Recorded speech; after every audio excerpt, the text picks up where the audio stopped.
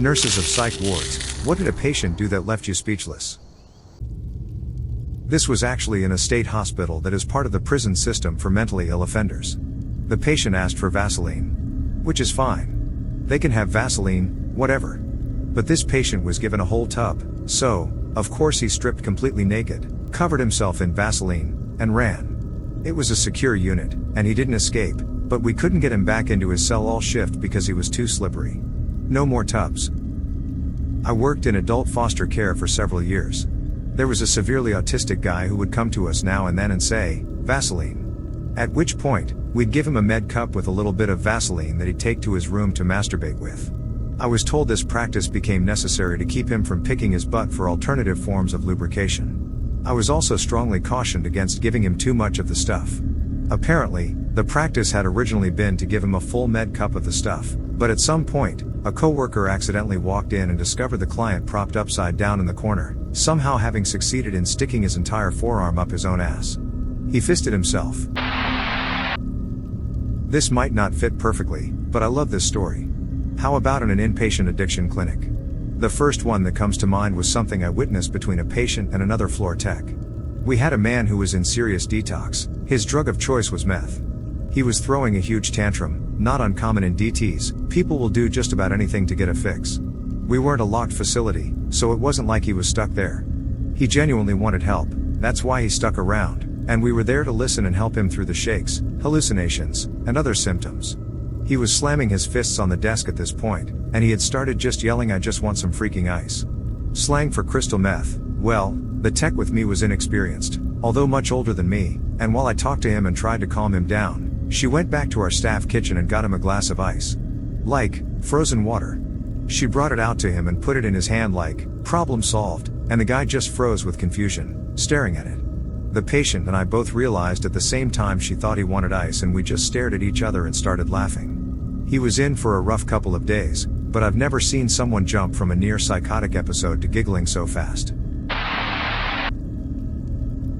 I was a CNA for about 4 years, and the saddest case ever was my client/resident who constantly thought I was her daughter.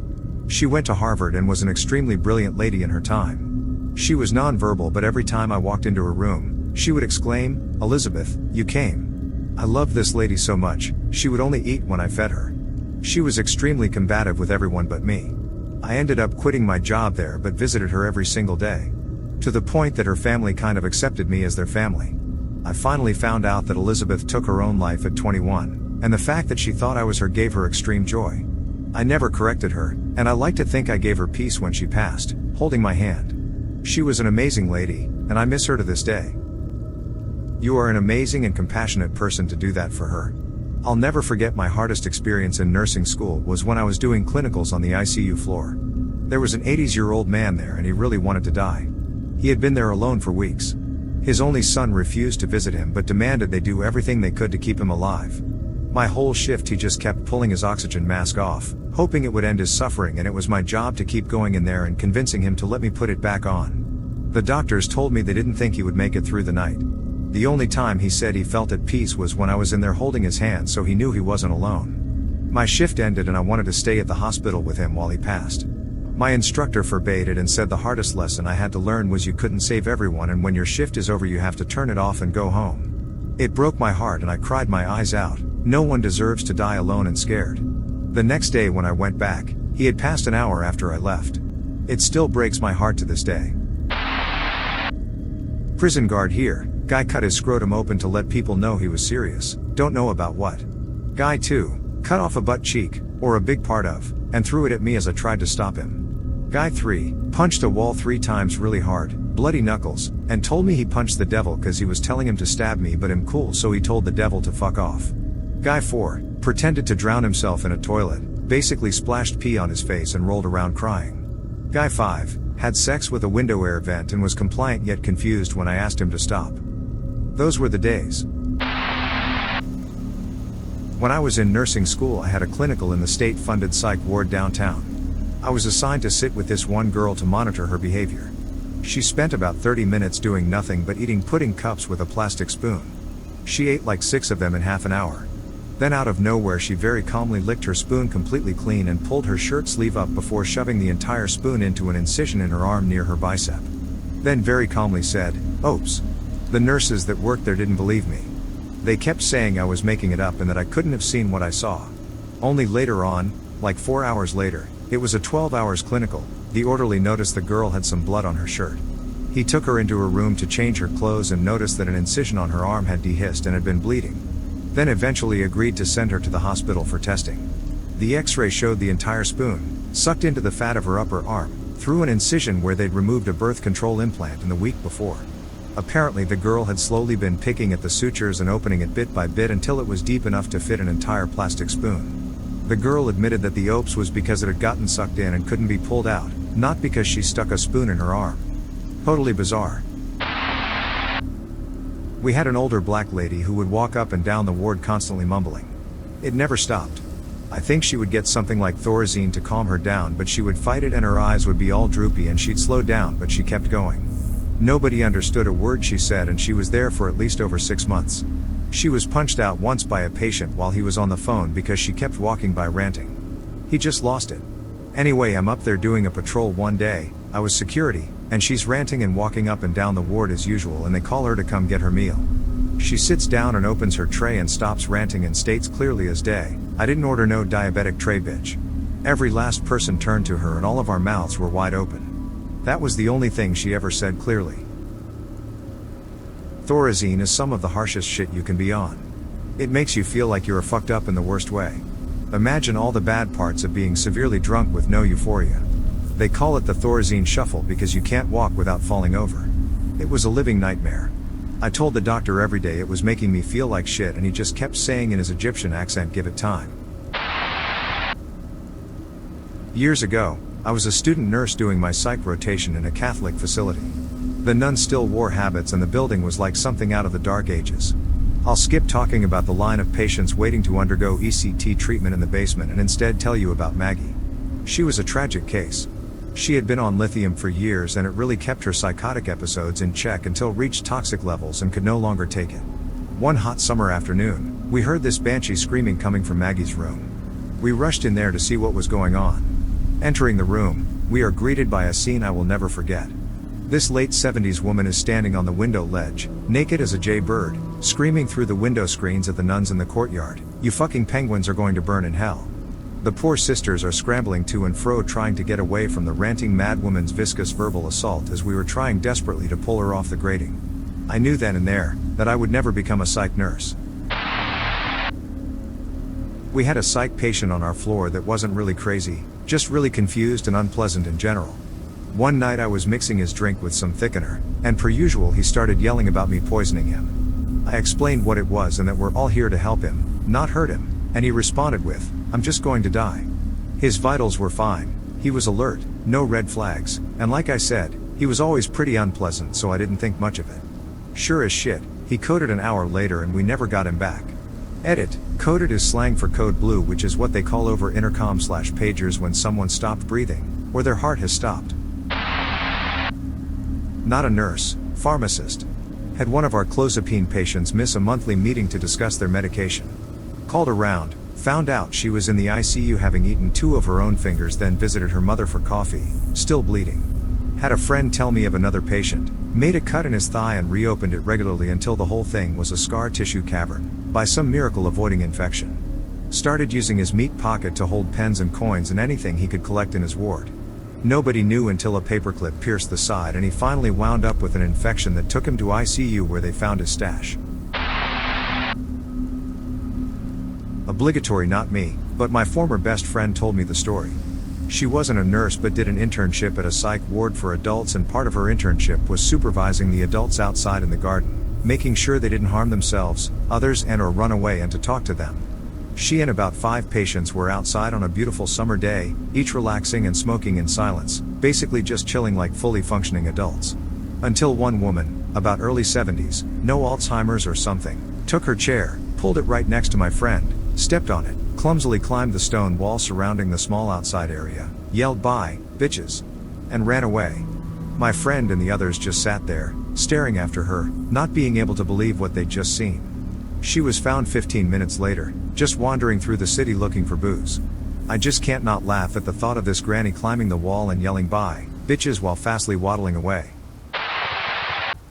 Not a nurse, but have had several stays on psychiatric wards for bipolar. To be fair, on most occasions, I didn't enter the wards in the most rational and stable state myself, but what has tended to happen is that even when they bring you back down to earth, you can end up staying for an extra month or two before they let you go. So I have spent some time on psychiatric wards completely sane, if not maybe firing on all cylinders.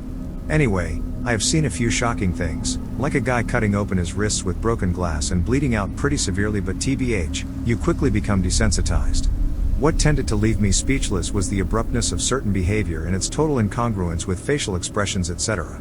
For example, sitting watching a TV when a 5-foot-tall 7-stone woman calmly walks over, suddenly lifts the TV up and throws it into the wall with great force, smashing it to bits, and then calmly sits back down in an armchair, declaring that the TV was ruining her painting. She wasn't painting, by making the armchair give her an orgasm. She never even raised her voice.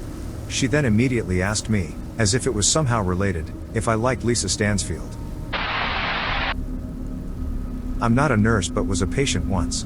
A giant dude got upset. One dude changed the channel from a football game he was watching and smashed his skull with his fists.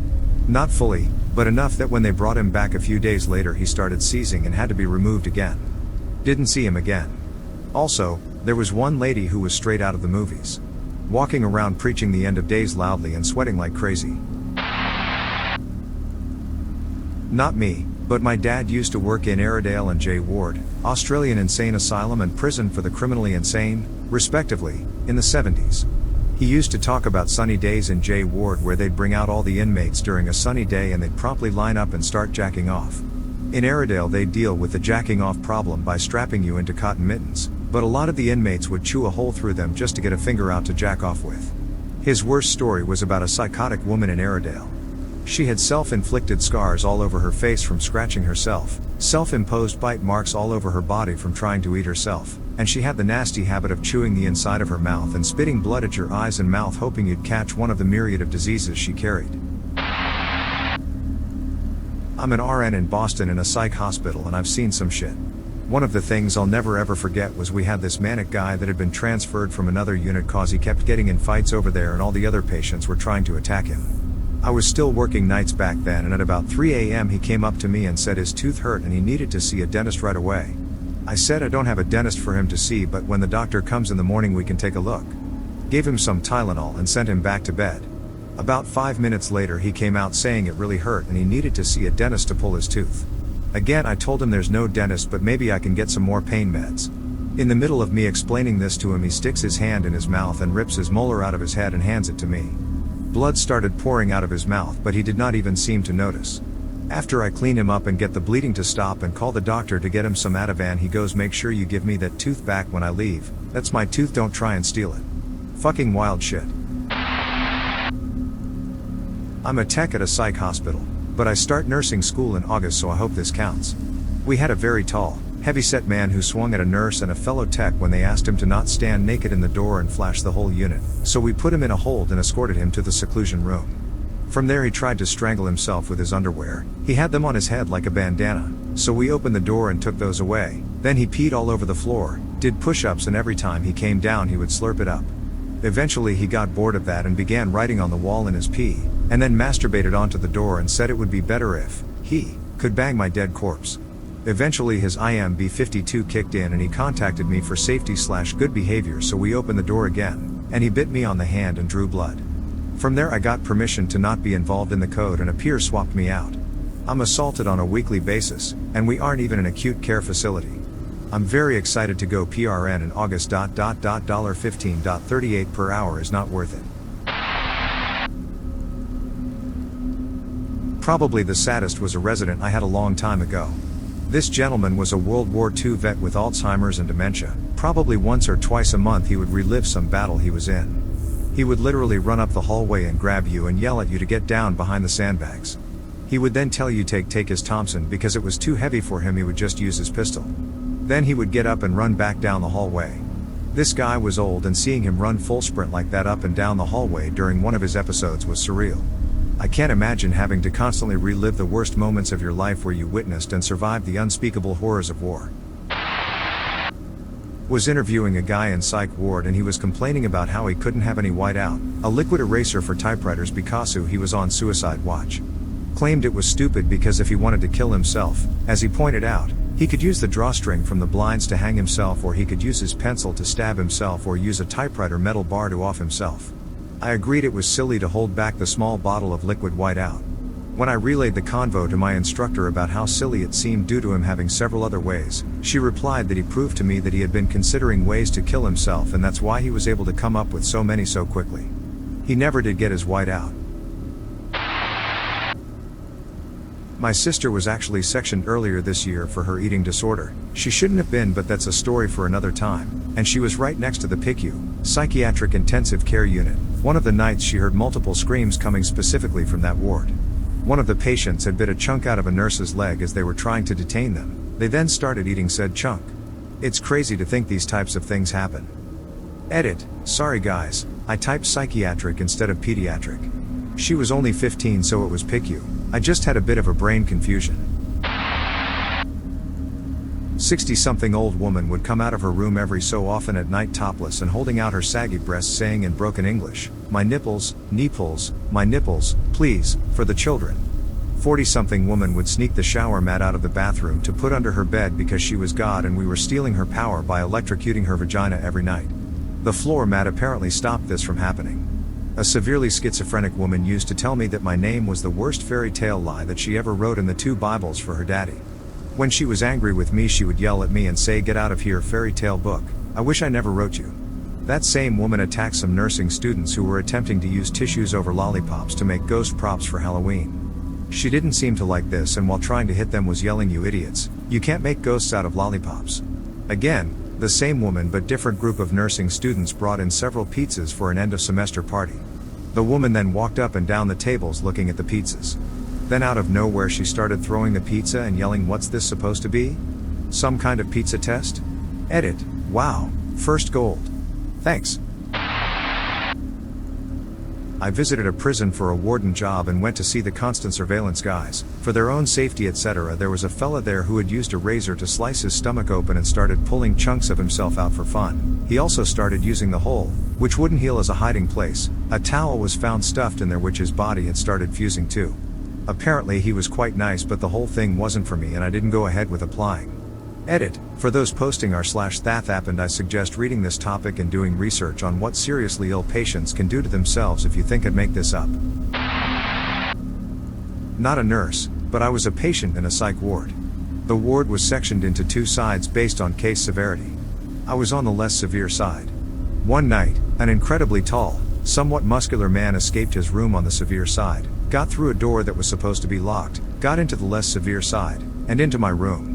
I woke up, sat up, and saw him standing in my doorway. He asked in a shaky voice if I was alright. I hesitantly said yes, to which he responded by getting a look of terrified horror and screamed, "I knew it. You can see them too. Don't let them get you." Before he was dragged away screaming by security. Not me, but when my sister was in a psych ward for an eating disorder, a girl tried to strangle someone with a bra. Last year my other sister was in there because she was suicidal and a kid tore a water fountain off the wall. Another kid screamed for his shoes, and personally my favorite was a kid whose mother told him he was going on a vacation but instead admitted him into a psych ward. Then he screamed to one of the staff, "That bitch lied to me." Thank you all for the comments you've been leaving. Keep the conversation brewing. My ex's mom used to work at Broadmoor Hospital for years. For those unaware, Broadmoor is a very famous asylum for the criminally insane in the UK. She said the strangest thing is how normal the patients were because of all the meds they were on. They're like children eager to please. She met Peter Sutcliffe aka the Yorkshire Ripper numerous times and just said he was nice to everyone, although he was attacked a few times. Her scariest moment for sure though involved this huge fat black guy who'd killed animals and eventually a person by sitting on their chests whilst he'd try his best to watch their faces as they died. Anyway, he was very nice and helpful to everyone, and eventually my ex's mum let her guard down around him. He came with her to get something, and as they went into a room he closed the door behind him and just stood there. My ex's mom pressed her panic button that all staff kept with them and then used her training to try and keep him calm and stall for security, but it was no luck as he attacked her. Luckily for her though, as part of her training at Broadmoor also included some self-defense techniques that even the smallest woman could employ. Basically, she used her finger knuckles to press into the sides of his ribs and he let go of her long enough for her to escape. She did it to me once and I'll side with the crazy fat black guy on this. It's incredibly painful. My sister has been a psychiatric nurse for around 10 years or so and has told me all sorts of stories about her times. She is physically assaulted on an almost daily basis, and has been threatened with everything you can imagine. People have thrown, smeared or ingested pretty much every bodily fluid available on the wards. She has just finished a degree retraining as a teacher because she no longer enjoys the profession. Edit. The man didn't expect this to blow up. Just to answer some of the points people have raised.